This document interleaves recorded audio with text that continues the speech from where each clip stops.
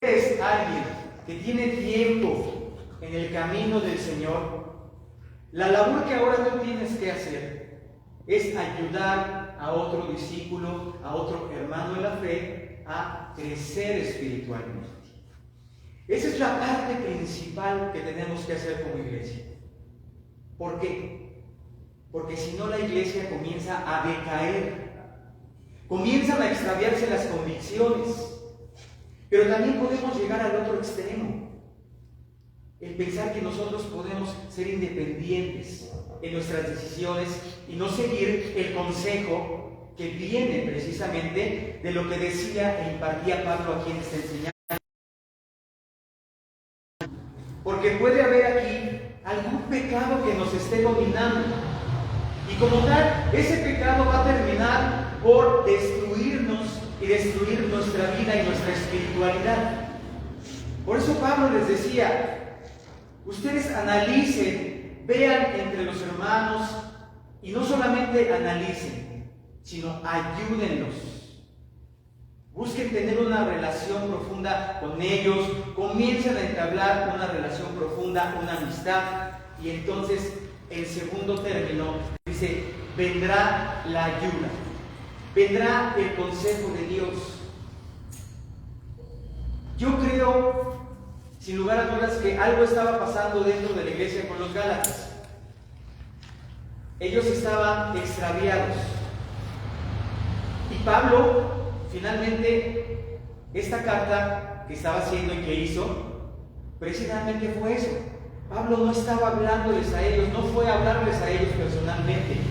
Pablo fue y mandó una carta para animarlos, para consolarlos, para decirles, no están solos, hermanos. El Señor está con ustedes. Y Pablo mismo decía, yo estoy con ustedes. Y hay hermanos que están con ustedes. Hermanos que los van a ayudar. Hermanos que los van a aconsejar. Hermanos que dice aquí, que si estamos cayendo en alguna situación que nos esté dominando, con humildad, dice acá, y con ternura, seremos ayudados. ¿No es una bendición eso? Amén. Eso es una bendición. Muchas veces juzgamos antes de ayudar. Y ese es el conflicto. ¿Pero por qué juzgamos antes de ayudar? Porque hay una religiosidad en nuestro corazón. Porque más adelante Pablo bendice en la fe. Debemos de pensar lo siguiente: ayudar a volver al camino recto con ternura y humildad. Y dice, y tengan cuidado de no caer ustedes en y solo te engañas a ti mismo. No eres tan importante. ¿Qué decía Pablo acá? Muchas veces te puedes encontrar a todo tipo de personas en el mundo religioso. Hay discípulos, discípulas, cristianos, cristianas, que cuanto más tiempo llevan en la fe, de repente se empiezan a llenar de orgullo y de soberbia. Y comienzan ellos con un engaño satánico, que dicen, a mí ya no me tienen que enseñar. A mí ya no me tienen que decir porque yo ya sé qué dice la Biblia. Yo ya sé qué pasa. Yo ya leí 4 veces la Biblia. Es más, yo he ido a seminarios, yo he ido a cursos de teología, yo he ido a cursos de hermenéutica, yo he estudiado una licenciatura en teología. No importa, eso no le importa a Dios. A Dios le interesa tu espiritualidad, tu corazón. Es importante el estudio, sí, para no extraviarse. Pero ese no era el contexto y no era el propósito de Pablo para animar a los Gálatas. Aquí había algo importante. No te creas demasiado importante. Todos somos iguales. El que predique es el mismo que el que puede recoger una silla en el templo. No es más, no es menos. Las jerarquías muchas veces engañan e hinchan de orgullo, de soberbia. ¿Y qué pasa entonces? Se empieza a extraviar primero el corazón y después la iglesia. Y esta es una preocupación de Pablo. Dice Pablo, hermanos, el Señor Jesús los quiere mejor en armonía, en amor, en humildad, enseñándose, edificándose, orando unos por otros. ¿Cómo te sientes cuando alguien te dice, no te preocupes, no estás solo, no estás sola? El Señor está con nosotros y vamos a orar por esas necesidades. Esa es madurez espiritual. No ponernos una careta de religiosos y ocultar el pecado. Eso no nos lleva a nada. Es mejor sacar lo que traemos, expresar nuestras necesidades y ayudarnos, como dice aquí en la Biblia. Amén. Con humildad de corazón y con amor. Amén. Dice entonces acá, versículo 4, presta mucha atención a tu propio trabajo, porque entonces obtendrás la satisfacción de haber hecho bien tu labor y no tendrás por qué compararte con parte de nuestra vida. Muchas veces dicen, yo en mi trabajo voy a hacer lo mejor posible para que me vea mi jefe y me pueda dar un aumento y se anime a me dé un aumento. No. Así pasa.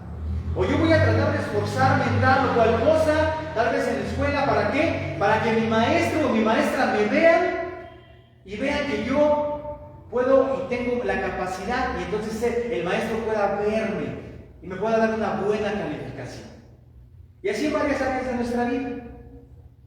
Yo procuraré tenerle a mi esposo siempre su cena servida, darle una sonrisa de bienvenida, decirle cómo estás. ¿Por qué? Porque amo a mi esposo y porque eso veo que alguien me ve. ¿Quién me ve? Me ve Dios. O viceversa. Hoy le voy a llevar una flor a mi esposa y le voy a decir lo mucho que la amo, porque quizás hace mucho tiempo no se lo he dicho. ¿Por qué? Porque sé que alguien me ve. Y no es para quedar bien con ese alguien, sino es porque nos mueve el amor. En la iglesia nos debe de mover el amor para hacer todas las cosas. ¿Por qué alabamos al Señor? Porque lo amamos. ¿Por qué tocamos la guitarra? Porque lo amamos. ¿Por qué le expresamos, Espíritu de Dios, llena mi vida?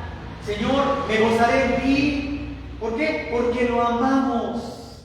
No para que nos vean si lo hacemos bien o lo hacemos mal, sino para que el Señor primeramente que nos ve, examina nuestros corazones, nos edifica y entonces tenemos un crecimiento espiritual en amor, en devoción, en dedicación. Y eso es lo importante en la iglesia. Si nosotros ponemos todo nuestro enfoque en esto, veremos cuánto vamos a madurar espiritualmente. Y entonces comenzaremos a dejar nuestros problemas a un lado, nuestras preocupaciones a un lado, y nos vamos a enfocar. El Señor va a ayudarme en todo. Amén. Y ya no voy a permitir exactamente que gobiernen cosas que no deben gobernar mi vida. Porque preguntémonos, así se llama el mensaje, ¿quién gobierna mi vida? ¿Quién está gobernando mi vida en este momento? ¿Quién está gobernando mis pensamientos? ¿Quién está gobernando mi familia? ¿Quién está gobernándome en mi trabajo? ¿Quién gobierna todo mi ser interior? En el versículo 6 dice más adelante, perdón, en el 5.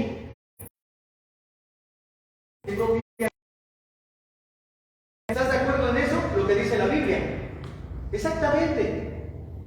Hoy domingo venimos y nos congregamos y nos vemos, nos animamos, nos saludamos, pero ya cuando salimos de la iglesia, cuando salimos de la reunión, ahora cada uno de nosotros somos responsables de lo que vamos a hacer. Cada uno somos responsables de lo que hacemos con el mensaje que cada 8 días o que cada día de semana el Señor habla a nuestras vidas.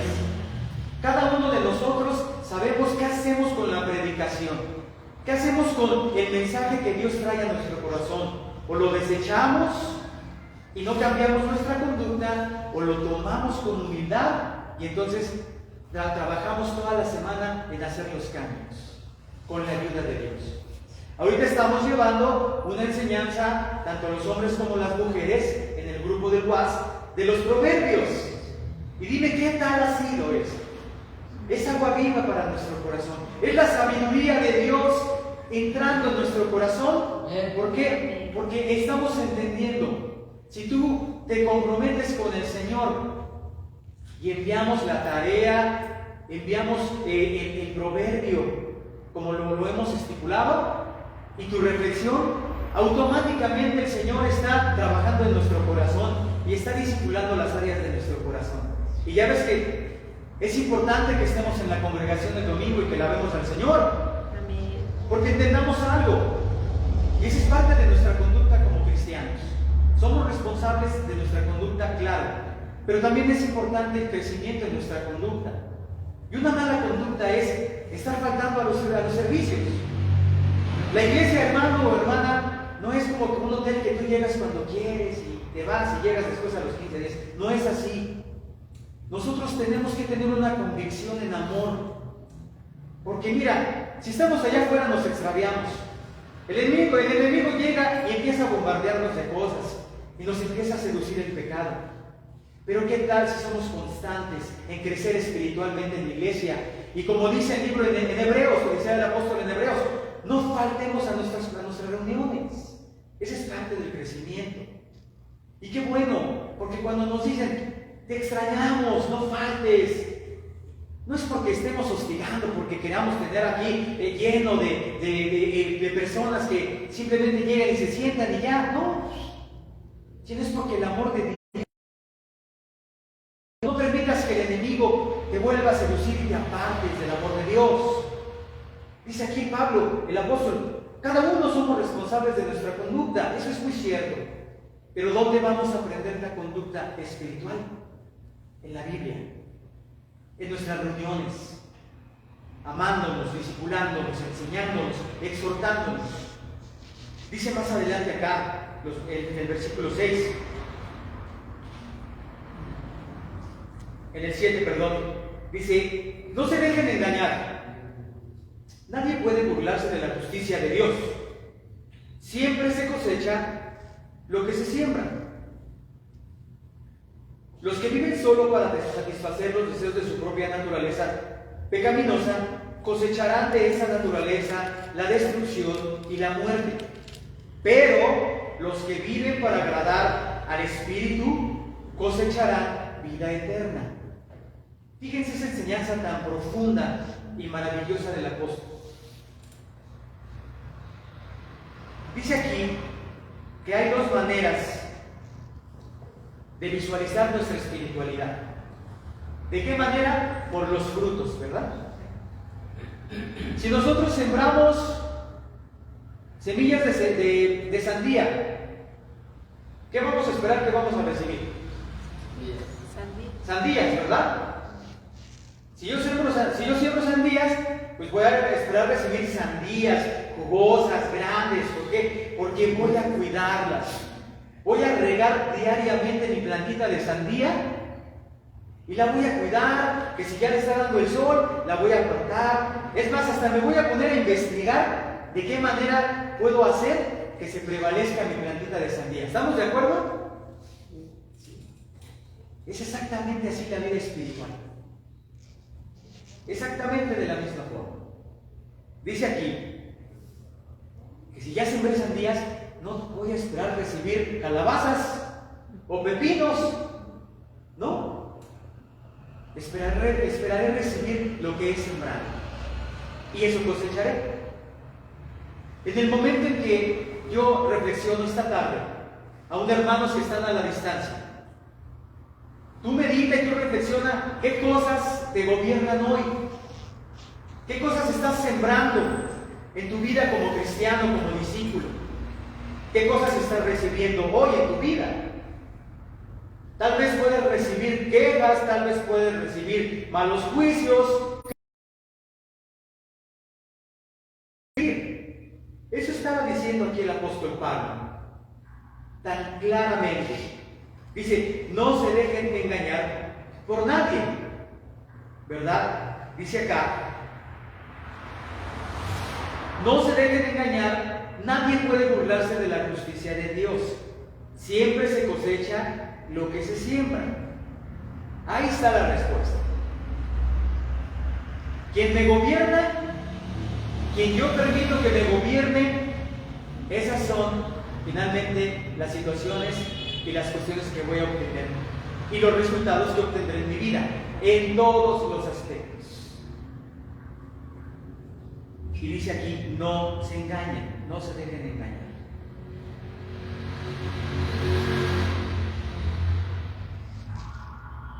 Dice, los que viven solo para satisfacer los deseos de su naturaleza pecaminosa, cosecharán de esa naturaleza la destrucción y muerte.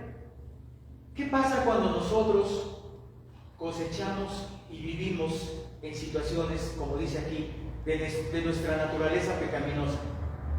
Hay muerte espiritual. Hay muerte espiritual.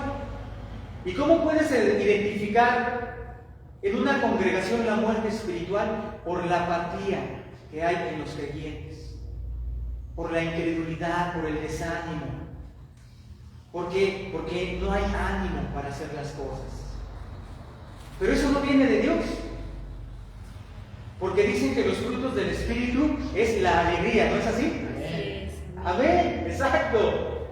¿Cuántos acá estamos alegres, animados? Amén. ¿No? Me gozaré, me gozaré, me gozaré. Me gozaré en Jehová. Ese es un fruto del Espíritu. Y no viene de que lo estamos haciendo por espectáculo o porque no viene de eso. Viene porque verdaderamente hoy nos gozamos en Jehová. ¿Sabes por qué? Dice, porque ha quitado mi dolor. Porque ha desechado mi dolor, porque ha desechado mi pecado. ¿Y sabes qué? Me ha hecho libre. Me ha hecho libre. Y eso no importa, eso se ve, eso se transmite. Un discípulo, una discípula que es libre en Cristo Jesús, vive en la espiritualidad y la transmite. No es necesario que cargues la Biblia aquí en el hombro y que la tengas para que se den cuenta que tú eres discípulo. Porque decir, ¿por qué estás tan alegre? Y tienes estas cosas, o pasan estas cosas a tu alrededor. Porque tengo preocupaciones y me gozo en Él. Y así es el resultado. ¿Qué vamos a obtener? Alegría. ¿Qué más vamos a obtener que no viene de la naturaleza pecaminosa? La paz, el amor, la mansedumbre, el dominio propio. ¿No? Qué importante es eso. Todos esos frutos del Espíritu. Y de ante tales cosas no hay engaño. Todo está expuesto. ¿Por qué? Porque viene del Espíritu. Y entonces dice, pero los que viven para agradar al Espíritu, dice aquí que cosecharemos vida eterna. Amén. Ahí está la respuesta. Amén. ¿Por qué nos congregamos? Porque creemos que tendremos vida eterna. Amén. ¿Por qué les predicamos a las demás personas que Cristo vive? Porque creemos que tendremos vida eterna. ¿Por qué buscamos consagrar nuestras vidas, nuestros matrimonios al Señor? Porque creemos que tendremos vida eterna. Y ya no nos gobierna el enemigo, como dice acá, ya no gobierna nuestra vida, porque creemos en el mensaje de Jesús. Amén. Y entonces dice aquí algo muy importante, fíjense iglesia, en el versículo 9. Dice, así que no nos cansemos. Llegamos a lo mejor medio cansados, ¿verdad? Porque quizás venimos del trabajo, o quizás tuvimos una semana pesada. Pero aquí viene la palabra de Dios. No te canses. No te debilites, no te canses, no te desanimes. Dice acá, así que no nos cansemos de ¿qué? De hacer el bien. Oye, pero fíjate que, tú sabes, yo he tratado de hacer el bien y todo y lo único que recibo es que me quieren ver la cara de ya sabes qué, ¿no? Así suele pasar. Y yo ya no confío en nadie, porque yo he tratado de hacer tal o cual cosa y no recibo lo que yo espero. Eso debilitaba a la iglesia. Y eso pasaba. En la iglesia de los Gálatas, muchos se desanimaban, estaban desanimados, estaban extraviados. Porque quizás muchos trataban de animar por un lado y por otro lado el enemigo los desanimaba. Trato de ayudar, de animar, de estar en el espíritu, de estar conectados y de repente no hay esa respuesta. Dice acá, no se cansen, no se desanimen de hacer el bien. Oye, pero mis hijos no lo haces para ellos, lo haces por Dios. Y de ellos recibirán. Y dice que a su debido tiempo de no cansarnos de hacer el bien, recibiremos numerosas bendiciones si no nos damos por vencidos. ¿Alguna vez te has dado por vencido en algo, por vencido en algo? Yo sí, muchas veces. Ya no creo que ya no voy a seguir por esta parte porque creo que no tiene sentido. No vale la pena seguir. Muchas veces así podemos caer en desánimos. ¿De para qué seguir? ¿Para qué continuar si no tiene caso? Pero mira lo que dice acá la Escritura. No te desanimes, sí vale la pena seguir. Tal vez yo tengo 20 años de conocer al Señor. Tal vez he tratado de servir, de hacer tal o cual cosa dentro de una iglesia. ¿Y qué pasa acá? No recibo lo que yo estoy esperando. Es que no estás en el lugar correcto. Y mucho menos estás con el corazón correcto. Pero de todas maneras dice, no te desanimes. Dios te pone en el lugar correcto. En el lugar donde va a ser glorificado Dios. Sí, como lo escuchas. Te va a poner en el lugar donde Dios va a ser glorificado con tu vida. No porque Dios necesite ser glorificado con nuestra vida. Él es glorificado porque es el Dios Todopoderoso. Pero es una bendición que nosotros, a través de nuestra vida, el Señor se da a conocer y se glorifica. Era lo que pasaba acá. Por un lado los hermanos animados y por otro lado están desanimados. Pero Pablo no se cansaba. No se desanimen. Ustedes van a cosechar bendiciones espirituales. Y dice entonces, versículo 10, por lo tanto, siempre que tengamos la oportunidad, hagamos el bien a todos, en especial ¿a quién? A los de la familia de la fe. Exactamente. Aquí viene la respuesta. A los de la familia de la fe. ¿Has escuchado alguna vez o alguna vez te habrán dicho, no, pues es que tú eres candil de la calle y oscuridad de tu casa, ¿no? Un mensaje muy conocido, ¿no? En las familias mexicanas, o donde quiera que sea, o el hijo le dice a la mamá, o viceversa, ¿no? Así pasa, este mensaje y este viejo refrán de eres el candil de la calle y la oscuridad de tu casa, puede pasar. ¿Esta semana has tenido la oportunidad de compartir el Evangelio? Amén. ¿A cuántos te compartiste? A lo mejor a nadie. Bueno, dice la Escritura, no te desanimes. Estamos en el proceso y en el crecimiento espiritual. No, que ya le pude compartir a alguien esta semana. Amén. Le damos gracias a Dios por esa alma. Y entonces en el grupo de WhatsApp nos das el nombre y comenzamos a orar por esa persona que le compartiste, tal vez en el camión, tal vez en la esquina, tal vez en el mercado, o a donde quiera que tú vayas. Siempre aquí dice acá, que tengamos la oportunidad de hacer el bien, hagámoslo. Hacer el bien no quiere decir que si a ti te falta arroz y aceite en tu casa, pues te vas a poner a dar arroz y aceite en otra casa donde no debes de darlo. Porque entonces ahí estarías pecando. No estarás viendo por las necesidades de tu casa y entonces sí estás dando por las necesidades de otra casa. ¿Sí nos explicamos, hermanos? ¿Sí? En eso consiste la sabiduría de Dios. De lo que estaba hablando Pablo. No podemos dar lo que no tenemos a otras personas.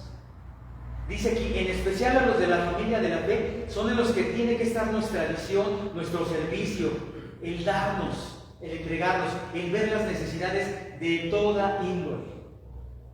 A los de la familia de la fe. Para los matrimonios hay una jerarquía. Primero está Dios, después mi esposa, después mis hijos y después todo lo demás. Para los solteros hay esta jerarquía. Primero está Dios, después, si tengo hijos conmigo, mis hijos, y después la iglesia y todo lo demás. Pero Dios es parte de la iglesia. Si nosotros entendemos con sabiduría y llevamos esta jerarquía, dice acá que vamos a cosechar espiritualidad y felicidad. Si nos saltamos eso, va a haber cosecha de muerte y de desánimo. Porque por querer darnos en otro lado, no nos damos en el lugar donde tiene la suma importancia que construyamos, que edifiquemos, que nos volvamos a esa palabra, a esa sabiduría de Dios. Entonces, por lo tanto, cuando tengamos la oportunidad de hacer el bien, en especial a los de la familia de la fe, sí, dice acá que habrá una recompensa. Va a ser aquí. Ponte un reto esta semana, hermano. Sí. Comparte tu fe. Ponte un reto esta semana. Yo quiero que tú me utilices para llevar a alguien que no conoce de ti, alguien que tal vez está sufriendo, que se esté divorciando, que está pasando por neurosis, que está pasando por frustración, por tristezas, por desánimo, por drogas, por lo que sea. Señor, pon una persona para que yo la lleve a tu presencia y la escuche de la palabra de Dios. Imagínate, si traemos una persona, una sola persona, ¿qué va a pasar? Va a haber más ofrenda, ¿verdad? No, ¿verdad? No, no es por eso. Va a haber una alma que se va a rendir a los pies de Cristo. Amén. Eso es importante. Eso es ir creciendo en nuestra madurez espiritual. Eso es darnos la oportunidad, por acá dice aquí la Escritura. Por lo tanto, siempre que tengamos la oportunidad de hacer el bien, hagámoslo sin desanimarnos. ¿O qué tal? Esta semana, ponte un reto. Me voy a parar a orar a las 5 de la mañana. Cuando nadie todavía esté despierto en mi casa, en mi recámara, yo me voy a levantar y voy a tener un contacto con Dios. Voy a hacer ese reto. Voy a tener ese reto para mí. Que es una bendición, porque el hablar con Dios es una bendición. No debería ser condicionado, pero pongámonos ese reto. Y en la noche voy a también tener un tiempo profundo con Dios. Imagínate comenzar a trabajar de esa manera en nuestra espiritualidad. ¿Habrá desánimo? No va a haber desánimo. Porque dice la Escritura, y muchas veces lo hemos escuchado en diversas predicaciones, dice, vengan a mí los que están, ¿qué? Cansados. Los que están cargados, dice, vengan a mí, que yo los haré descansar. Yo los haré descansar. Exactamente. Ahí está la respuesta. Esa era la preocupación de Pablo por la iglesia de los Gálatas. Más otras cuestiones judaizantes que estaban atravesando, pero no vamos a entrar en esas situaciones. Propiamente estamos viendo que a quién le preocupaba. A ver, hermanos, ¿quién está gobernando su vida? ¿Qué cosas son las que están gobernando su vida en este momento? No se desanimen. Lo que sea que esté gobernando tu vida, todo en mí.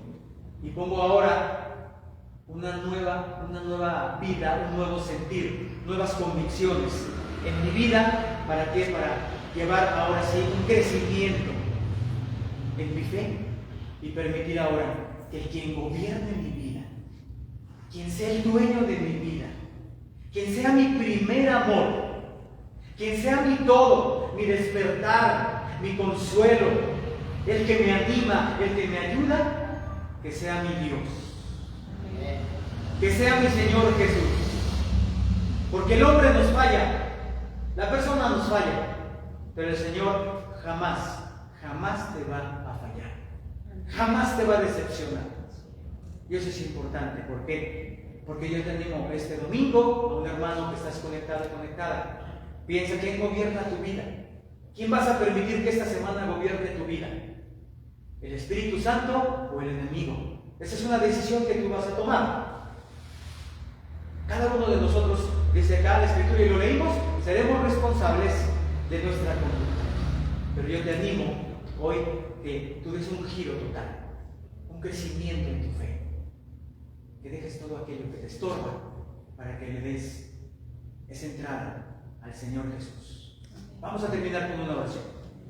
Señor, le damos gracias por esta tarde. Gracias por el mensaje, Señor, que hoy podemos recibir.